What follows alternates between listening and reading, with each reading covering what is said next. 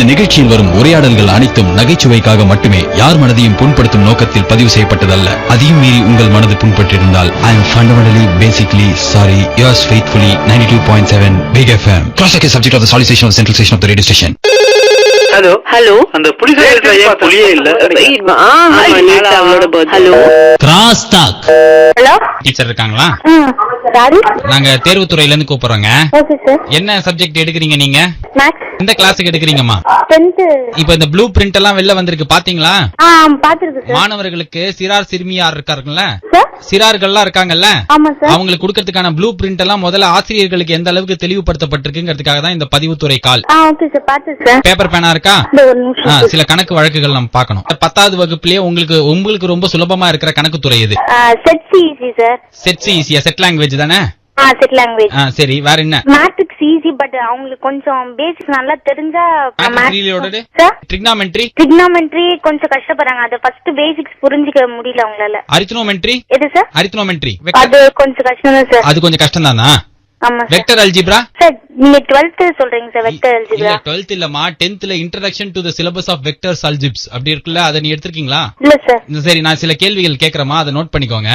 சொல்லுங்க sir. 7x + 2ab 7x + 2ab + 3c 47b 47b + 29c + 29c -1c equal to what? 7x + 2ab sir.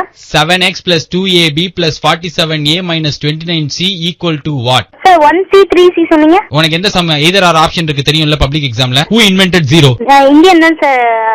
Yeah, Indian only. Indian is a very nice national award and all win, no? Yes sir. You know Indian national award coming, telephone money poll. Yes sir. இல்ல sir. சரியா? சரி விடுங்க. உங்களுக்கு முதல்ல பாட புகட்டல் இருக்கும்போது தான் எங்களுக்கு முதல்ல குழந்தைகளுக்கான திகட்டல் வரும். Okay sir. சரிங்களா? பித்தாகோரஸ் தியரம் வந்து இந்த அல்ஜி சிலபஸ்ல வருதா இல்லையா? ஒரு செங்கோண முக்கோணம் கர்ணத்தின் வர்க்கமானது மற்ற இரு பக்கங்களின் வர்க்கங்களின் கூடுதலுக்கு சமம். எக்ஸாக்ட்லி. இதையே நான் சொல்றேன் பாருமா, இதான் நவீனத்துவம். சரியா? Okay sir. எழுதிக்கோ அப்படியே. செங்கோண முக்கோணத்தில் முக்கோண திரிகோணத்தில் ஏவியும் பியும் சியும் வைத்து அரக்கோணத்தில் ஏறி மரக்காணத்தில் இறங்கி தலக்காணத்தில் முடிந்தால் பல கோணங்களில் வருவதுதான் பித்தாகோரஸ். ஒரு செங்கோண முக்கோணத்தில் முக்கோண திரிகோணத்தில் ஏ பி சியையும் வைத்து அரைக்கோணத்தில் எழுதி மரக்காணத்தில் இறங்கி பல கோணங்களில் முடிவதுதான் பித்தாகோரஸ். நான் சொல்ற ஃபார்முலேஸ் எழுதிக்கோ நீ.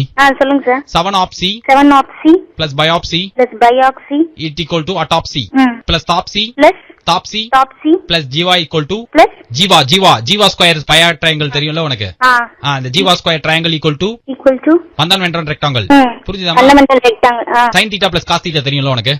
தெரியும் சார். சரி, sin theta plus cos theta வை ஞாபகம் வச்சுக்கிறதுக்கான ஒரு ஃபார்முலா சொல்றேன், குழந்தைங்கிட்ட அதை சொல்லி கொடு. சரியா? sin theta plus cos theta equal to all beta all theta plus minus theta equal to plus minus theta equal to dot beta. சரிமா, டிவிஷன் தெரியுமா உனக்கு? டிவிஷன் தெரியும் சார்.